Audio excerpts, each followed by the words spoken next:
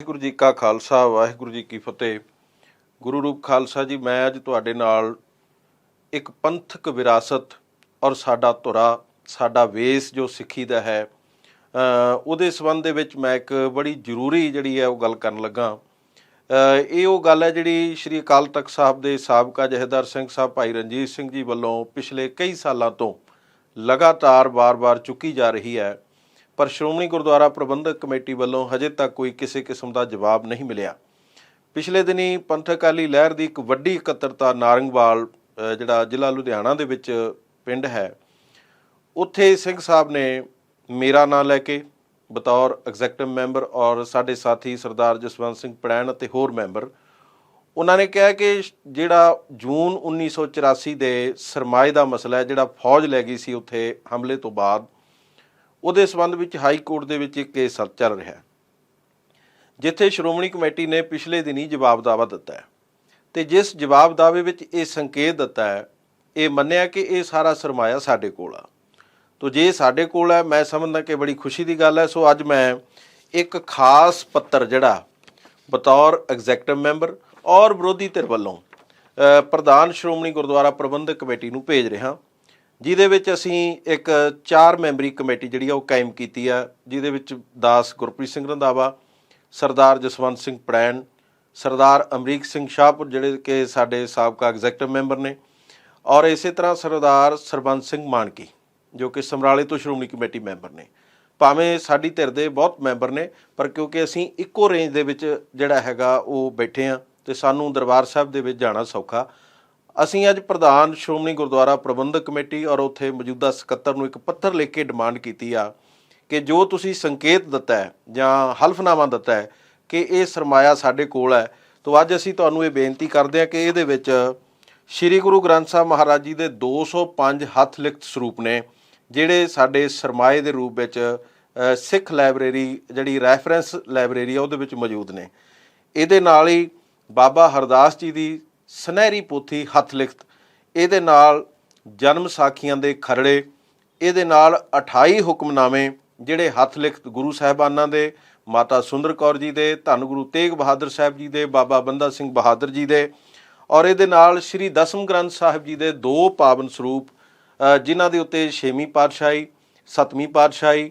ਔਰ 9ਵੀਂ ਪਾਤਸ਼ਾਹੀ ਗੁਰੂ ਤੇਗ ਬਹਾਦਰ ਸਾਹਿਬ ਔਰ 10ਮ ਪਾਤਸ਼ਾਹ ਸ਼੍ਰੀ ਗੁਰੂ ਗੋਬਿੰਦ ਸਿੰਘ ਮਹਾਰਾਜ ਜੀ ਦੇ ਦਸਤਖਤ ਨੇ। ਸਾਡੀ ਇਹ ਇੱਛਾ ਕਿ ਸਾਨੂੰ ਇੱਕ ਦਿਨ ਸ਼੍ਰੋਮਣੀ ਕਮੇਟੀ ਨੀਅਤ ਕਰੇ ਤਾਂ ਅਸੀਂ ਚਾਰੋਂ ਜਣੇ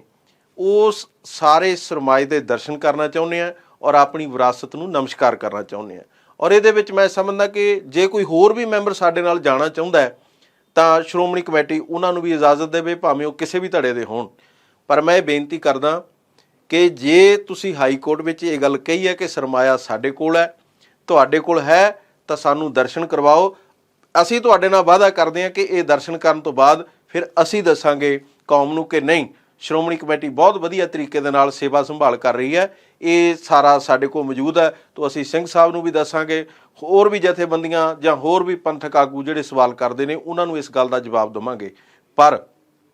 ਮੈਨੂੰ ਲੱਗਦਾ ਕਿ ਜੇ ਸ਼੍ਰੋਮਣੀ ਕਮੇਟੀ ਹੁਣ ਅਜਿਹਾ ਨਾ ਕਰ ਪਾਈ ਤਾਂ ਇੱਕ ਬਹੁਤ ਵੱਡਾ ਸਵਾਲ ਜਿਹੜਾ ਤੁਹਾਡੇ ਸਾਹਮਣੇ ਖੜਾ ਹੋਊਗਾ। ਆਮ ਚਰਚਾਵਾਂ ਇਹ ਨੇ ਕਿ ਇਸ ਜਵਾਬ ਦਾਅਵੇ ਦੇ ਨਾਲ ਕੋਰਟ ਨੂੰ ਵੀ ਗੁੰਮਰਾਹ ਕਰਨ ਦਾ ਜਿਹੜਾ ਯਤਨ ਕੀਤਾ ਗਿਆ। ਜਿਹੜੇ ਲੋਕੀ ਕੋਰਟ ਦੇ ਨਾਲ ਜੁੜੇ ਨੇ ਉਹ ਇਹ ਸਵਾਲ ਕਰਦੇ ਨੇ। ਮੈਂ ਨਹੀਂ ਇਹ ਕਹਿੰਦਾ, ਮੈਂ ਆਸ ਕਰਦਾ ਕਿ ਤੁਸੀਂ ਬਹੁਤ ਜਲਦ ਮੇਰੀ ਇਸ ਚਿੱਠੀ ਤੋਂ ਬਾਅਦ ਸਾਨੂੰ ਜਵਾਬ ਦਿਓਗੇ ਔਰ ਸਾਨੂੰ ਦਿਨ ਨੀਅਤ ਕਰਕੇ ਦਿਓਗੇ ਕਿ ਜਿਸ ਦਿਨ ਅਸੀਂ ਆ ਕੇ ਇਸ ਸਾਡੀ ਵਿਰਾਸਤ ਦੇ, ਇਸ ਸਰਮਾਏ ਦੇ, ਇਸ ਧੁਰੇ ਦੇ ਅਸੀਂ ਦਰਸ਼ਨ ਕਰ ਸਕਾਂਗੇ। ਔਰ ਇਹਦੇ ਸੰਬੰਧ ਵਿੱਚ ਅੱਗੇ ਕੌਮ ਨੂੰ ਵੀ ਭਾਵੇਂ ਪ੍ਰਚਾਰ ਦੁਆਰਾ, ਭਾਵੇਂ ਮੀਡੀਆ ਦੁਆਰਾ ਉਹ ਇਹ ਜ਼ਰੂਰ ਅਸੀਂ ਦੱਸਾਂਗੇ ਔਰ ਕਿ ਸਾਡੀ ਇਹ ਜਿਹੜੀ ਵਿਰਾਸਤ ਹੈ ਉੱਥੇ ਪਈ ਹੈ। ਸੋ ਇਹ 4 ਮੈਂਬਰੀ ਕਮੇਟੀ ਵੱਲੋਂ, ਜਿਹਦੇ ਵਿੱਚ ਮੈਂ ਇਹ ਬੇਨਤੀ ਕਰਦਾ ਕਿ ਸਾਨੂੰ ਇਹ ਤੁਸੀਂ ਬਹੁਤ ਜਲਦ, ਮੈਂ ਆਸ ਕਰਦਾ ਕਿ ਪੱਤਰ ਮਿਲਣ ਤੋਂ ਬਾਅਦ ਸਾਨੂੰ ਇਹ ਦਿਨ ਦਿਓ, ਨੀਅਤ ਕਰੋ, ਤਾਂ ਕਿ ਅਸੀਂ ਜਿਹੜੀ ਹੈ ਉਹ ਵਿਰਾਸਤ ਦੇ ਦਰਸ਼ਨ ਕਰ ਸਕੇ। ਮੈਂ ਇਹ ਗੱਲ ਵਾਰ-ਵਾਰ ਕਹਿਣਾ ਕਿ ਜੇ ਅਜਿਹਾ ਨਹੀਂ ਹੁੰਦਾ ਤਾਂ ਫਿਰ ਸ਼੍ਰੋਮਣੀ ਕਮੇਟੀ ਦੇ ਉੱਤੇ ਵੱਡੇ ਸਵਾਲ ਪਹਿਲਾਂ ਹੀ ਖੜੇ ਨੇ, ਇਹ ਹੋਰ ਵੱਡੇ ਹੋਣਗੇ, ਇਹ ਪ੍ਰਚਾਰ ਹੋਰ ਵੱਡਾ ਹੋਊਗਾ। ਜੇ ਅੱਜ ਸਾਨੂੰ ਤੁਸੀਂ ਦਰਸ਼ਨ ਕਰਵਾ ਦਿੰਦੇ ਹੋ ਤੇ ਮੈਂ ਤੁਹਾਡੇ ਨਾਲ ਵਾਅਦਾ ਕਰਦਾ ਕਿ ਅੱਗੇ ਲੱਗ ਕੇ ਇਸ ਗੱਲ ਦਾ ਮੈਂ ਇਨੀਸ਼ੀਏਟਿਵ ਲੈ ਕੇ ਪੂਰੀ ਕੌਮ ਨੂੰ ਇਹ ਸਾਰਾ ਕੁਝ ਜੋ ਡਿਟੇਲ ਵਿੱਚ ਅਸੀਂ ਆਪਣੀ ਅੱਖਾਂ ਨਾਲ ਦਰਸ਼ਨ ਕਰਾਂਗੇ ਉਹ ਦੱਸਾਂਗੇ। ਮੈਂ ਆਸ ਕਰਦਾ ਕਿ ਸ਼੍ਰੋਮਣੀ ਕਮੇਟੀ ਦੇ ਪ੍ਰਧਾਨ ਸਾਹਿਬ ਸਕੱਤਰ, ਜਨਰਲ ਸਕੱਤਰ, ਜਿੰਨੇ ਵੀ ਸਾਰੇ ਅਹੁਦੇਦਾਰ ਇਸ ਗੱਲ ਦੇ ਉੱਤੇ ਤੁਸੀਂ ਜਿਹੜਾ ਇਹ ਗੌਰ ਫਰਮਾਓਗੇ। ਔਰ ਅਸੀਂ ਚਾਹਾਂਗੇ ਕਿ ਇਹ ਜਿਹੜੀ ਪ੍ਰਬੰਧਕ ਕਮੇਟੀ ਹੈ ਇਹਦਾ ਸੰਗਤ ਦੇ ਵਿੱਚ ਇੱਕ ਚੰਗਾ ਮੈਸੇਜ ਆਵੇ, ਕਿਉਂਕਿ ਇਸ ਵਕਤ ਇਹ ਗੱਲ ਬਹੁਤ ਵੱਡੇ ਸਵਾਲ ਜਿਹੜੇ ਬਣੇ ਹੋਏ ਨੇ। ਸੋ ਆਸ ਕਰਦੇ ਹਾਂ ਔਰ ਮੈਂ ਉਡੀਕ ਕਰਾਂਗਾ ਕਿ ਇਹਦੇ ਵਿੱਚ ਸ਼੍ਰੋਮਣੀ ਕਮੇਟੀ ਅਗਲਾ ਸਾਨੂੰ ਕੀ ਫੈਸਲਾ ਦਿੰਦੀ ਹੈ, ਇਹਦੇ ਤੇ ਕੀ ਫੈਸਲਾ ਲੈਂਦੀ ਹੈ, ਉਹਦੀ ਉਡੀਕ ਵਿੱਚ ਪਿਛਲੇ ਦਿਨੀ ਸ਼੍ਰੋਮਣੀ ਗੁਰਦੁਆਰਾ ਪ੍ਰਬੰਧਕ ਕਮੇਟੀ ਦੀ ਐਗਜ਼ੈਕਟਿਵ ਮੀਟਿੰਗ ਦੇ ਵਿੱਚ ਵੀ, ਉਸ ਤੋਂ ਪਹਿਲਾਂ ਵੀ ਪ੍ਰਧਾਨ ਸਰਦਾਰ ਹਰਜਿੰਦਰ ਸਿੰਘ ਜੀ ਨੇ ਇੱਕ ਐਲਾਨ ਕੀਤਾ ਕਿ ਅਸੀਂ ਅਮਰੀਕਾ ਦੇ ਵਿੱਚ ਜਾ ਕੇ ਉੱਥੋਂ ਦੇ ਕੁਝ ਦਾਨੀ ਸਿੱਖ ਵੀ ਤਿਆਰ ਨੇ ਕਿ ਸ਼੍ਰੋਮਣੀ ਕਮੇਟੀ ਉੱਥੇ ਪ੍ਰੈਸ ਲਾਏਗੀ ਤਾਂ ਕਿ ਗੁਰੂ ਗ੍ਰੰਥ ਸਾਹਿਬ ਜੀ ਦੀ ਜਿਹੜੀ ਉਹਨਾਂ ਮੁਲਕਾਂ ਦੇ ਵਿੱਚ ਡਿਮਾਂਡ ਹੈ, ਕਿਉਂਕਿ ਇਸ ਵਕਤ ਪਾਵਨ ਸਰੂਪਾਂ ਨੂੰ ਭੇਜਣ ਦੇ ਲਈ ਵੱਡੀਆਂ ਸਮੱਸਿਆਵਾਂ ਵੀ ਹਨ ਤੇ ਉਹਦਾ ਅਸੀਂ ਪ੍ਰਬੰਧ ਕਰਾਂਗੇ। ਇਹ ਬਿਲਕੁਲ ਠੀਕ ਹੈ, ਇਹਦੇ ਤੇ ਮੇਰਾ ਕੋਈ ਇਤਰਾਜ਼ ਨਹੀਂ। ਮੈਂ ਕਹਿਣਾ ਕਿ ਜੇ ਇਹੋ ਜਿਹਾ ਪ੍ਰਬੰਧ ਕਰਨ ਲਈ ਤੁਸੀਂ ਤੁਰੇ ਹੋ ਤਾਂ ਚੰਗੀ ਗੱਲ ਹੈ, ਪਰ ਇਹਦੇ ਨਾਲ ਕੁਝ ਸਵਾਲ ਨੇ ਕਿ ਇਹੋ ਜਿਹਾ ਯਤਨ ਸਰਦਾਰ ਅਵਤਾਰ ਸਿੰਘ ਮੱਕੜ ਵੇਲੇ ਵੀ ਹੋਇਆ। ਸਰਦਾਰ ਦਿਦਾਰ ਸਿੰਘ ਬੈਂਸ ਜਿਹੜੇ ਉੱਥੋਂ ਦੇ ਕਾਰੋਬਾਰੀ ਸੀ, ਉਹਨਾਂ ਨੇ ਜ਼ਮੀਨ ਵੀ ਦਿੱਤੀ, ਸ਼ਾਇਦ ਉੱਥੇ ਪੈਸੇ ਵੀ ਪਾਏ ਨੇ। ਚਲੋ ਇਹ ਜੇ ਹੁਣ ਵਫਦ ਜਾਏਗਾ ਉਹ ਵੀ ਸੌਟ ਆਊਟ ਹੋ ਜਾਏਗੀ, ਪਰ ਇਹਦੇ ਨਾਲ ਨਾਲ ਮੇਰੇ ਕੁਝ ਜਿਹੜੇ ਖਦਸ਼ੇ ਨੇ ਉਹ ਇਹ ਆ ਕਿ ਪ੍ਰੈਸ ਵੀ ਉੱਥੇ ਲੱਗ ਜੂ, ਜਗ੍ਹਾ ਵੀ ਮਿਲ ਜੂ, ਪਰ ਸ਼੍ਰੋਮਣੀ ਕਮੇਟੀ ਨੂੰ, ਕੌਮ ਨੂੰ ਇਹ ਗੱਲ ਵੀ ਤੁਹਾਨੂੰ ਦੱਸਣੀ ਪਏਗੀ ਕਿ ਗੁਰੂ ਗ੍ਰੰਥ ਸਾਹਿਬ ਦੀ ਛਪਾਈ ਦੀ ਸੁਰੱਖਿਅਤ ਲਈ ਕਿ ਬਾਣੀ ਦੇ ਵਿੱਚ ਕੋਈ ਰਲਾ ਨਾ ਹੋ ਜਾਵੇ, ਕੋਈ ਮਿਸਟੇਕ ਨਾ ਹੋ ਜਾਵੇ, ਜਾਣਬੁੱਝ ਕੇ ਜਾਂ ਅਚਨਚੇਤ ਉਹਦੀ ਜਿਹੜੀ ਕਮਾਂਡਿੰਗ ਪੋਜੀਸ਼ਨ ਹੈ ਗੁਰੂ ਗ੍ਰੰਥ ਸਾਹਿਬ ਮਹਾਰਾਜ ਦੇ ਸਰੂਪ ਛਾਪਣ ਦੀ, ਉਹਦੇ ਉੱਤੇ ਕੀ ਪੈਮਾਨੇ ਨੇ, ਉਹਦੇ ਉੱਤੇ ਕਿਹੋ ਜਿਹੇ ਤੁਸੀਂ ਜਿਹੜੇ ਦਾਇਰੇ ਜਿਹੜੇ ਨੇ ਉਹ ਕਾਇਮ ਕਰੋਗੇ। ਕਿਉਂਕਿ ਇਹ ਗੱਲ ਜਿਹੜੇ ਸਿੱਖਾਂ ਨੂੰ ਉੱਥੇ ਇਸ ਗੱਲ ਦੀ ਬਹੁਤ ਸਖਤ, ਗੁਰੂ ਘਰਾਂ ਨੂੰ ਵੀ ਜ਼ਰੂਰਤ ਹੈ, ਉਹ ਇਸ ਗੱਲ ਦੀ ਖੁਸ਼ੀ, ਸਾਨੂੰ ਵੀ ਖੁਸ਼ੀ ਹੈ ਕਿਉਂਕਿ ਮੈਨੂੰ ਪਤਾ ਹੈ, ਮੈਂ ਉਹਨਾਂ ਸਬ ਕਮੇਟੀਆਂ ਦੇ ਵਿੱਚ ਵੀ ਹਾਂ ਕਿ ਸਰੂਪ ਭੇਜਣ ਦੀ ਇੱਕ ਵੱਡੀ ਸਮੱਸਿਆ ਹੈ। ਇਹ ਠੀਕ ਹੈ ਕਿ ਇਹਦਾ ਪ੍ਰਬੰਧ ਹੋ ਜਾਣਾ ਚਾਹੀਦਾ ਹੈ, ਪਰ ਇਹਦੇ ਨਾਲ ਨਾਲ ਗੁਰਬਾਣੀ ਦੀ ਉਸ ਪਵਿੱਤਰਤਾ ਨੂੰ, ਮਰਜ਼ਾਦਾ ਨੂੰ, ਤਾਂ ਕਿ ਉਹਦੇ ਨਾਲ ਕੋਈ ਖਲਵਾੜ ਨਾ ਹੋ ਸਕੇ। ਮੇਰੇ ਖਦਸ਼ੇ ਕਿਉਂ ਨੇ? ਕਿਉਂਕਿ ਪਿਛਲੇ ਦਿਨੀ ਇੱਕ ਥਮਿੰਦਰ ਆਨੰਦ ਨਾਂ ਦੇ ਵਿਅਕਤੀ ਵੱਲੋਂ ਚਾਈਨਾ ਤੋਂ ਗੁਰੂ ਗ੍ਰੰਥ ਸਾਹਿਬ ਦੇ ਸਰੂਪ ਛਪਾ ਕੇ ਜਿਹੜੇ ਨੇ ਉਹ ਵਿਦੇਸ਼ਾਂ ਵਿੱਚ ਭੇਜੇ ਗਏ, ਜਿਹਦੀ ਬਹੁਤ ਵੱਡੀ ਚਰਚਾ ਹੋਈ। ਵੱਡਾ ਇਕੱਠ ਅਕਾਲ ਤਖਤ ਸਾਹਿਬ ਤੇ ਹੋਇਆ, ਭਾਵੇਂ ਬਹੁਤ ਸਾਰੀਆਂ ਐਸੋ ਜਥੇਬੰਦੀਆਂ ਜਾਂ ਸ਼ਖਸੀਅਤਾਂ ਨੇ ਜਿਹੜੇ ਇਸ ਵਕਤ ਇਸ ਜਿਹੜਾ ਅਕਾਲ ਤਖਤ ਦੇ ਉੱਤੇ ਇੱਕ ਪਰਿਵਾਰ ਦੇ ਨਿਜ਼ਾਮ ਦਾ ਕਿਸੇ ਰੂਪ ਦੇ ਵਿੱਚ ਕਬਜ਼ਾ, ਉਹ ਕਦੇ ਵੀ ਇਸ ਗੱਲ ਤੋਂ ਨਹੀਂ ਆਉਂਦੇ, ਪਰ ਗੁਰੂ ਗ੍ਰੰਥ ਸਾਹਿਬ ਦੇ ਸਤਿਕਾਰ ਲਈ ਸਾਰੇ ਇਕੱਠੇ ਹੋਏ। ਮੈਨੂੰ ਇਸ ਗੱਲ ਦਾ ਦੁੱਖ ਹੈ ਕਿ ਉੱਥੇ ਇੱਕ ਫੈਸਲਾ ਹੋਇਆ ਕਿ ਜਿਹੜੀ ਗੁਰੂ ਗ੍ਰੰਥ ਸਾਹਿਬ ਦੇ ਹੁਣ ਮੌਜੂਦਾ ਸਰੂਪ ਵੀ ਛਪ ਰਹੇ ਨੇ, ਉਹਨਾਂ ਦੇ ਵਿੱਚ ਕਿਤੇ ਨਾ ਕਿਤੇ ਜਿਹੜੀ ਹੈ ਤਰੁੱਟੀਆਂ ਆ ਰਹੀਆਂ ਨੇ ਛਪਾਈ ਦੇ ਵਿੱਚ, ਉਹਨੂੰ ਸੋਧਣ ਲਈ 1965, 66, 67 ਜਾਂ ਇਹਨਾਂ ਤਿੰਨਾਂ ਦੇ ਵਿੱਚੋਂ ਕੋਈ ਇੱਕ ਸਮਾਂ ਸੀ ਜਦੋਂ ਗੁਰੂ ਗ੍ਰੰਥ ਸਾਹਿਬ ਜੀ ਦੇ 500 ਸਰੂਪ ਛਾਪੇ ਗਏ,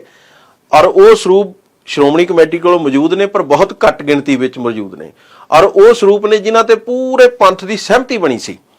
ਉਹਨਾਂ ਦੇ ਪਾਠ, ਉਹਨਾਂ ਦੀ ਸੁਧਾਈ, ਪਾਠਾਂ ਦਾ ਭੇਤ ਸਾਰਾ ਬਿਲਕੁਲ ਉਹਦਾ ਨਿਰਣਾ ਹੋਇਆ ਵੈ,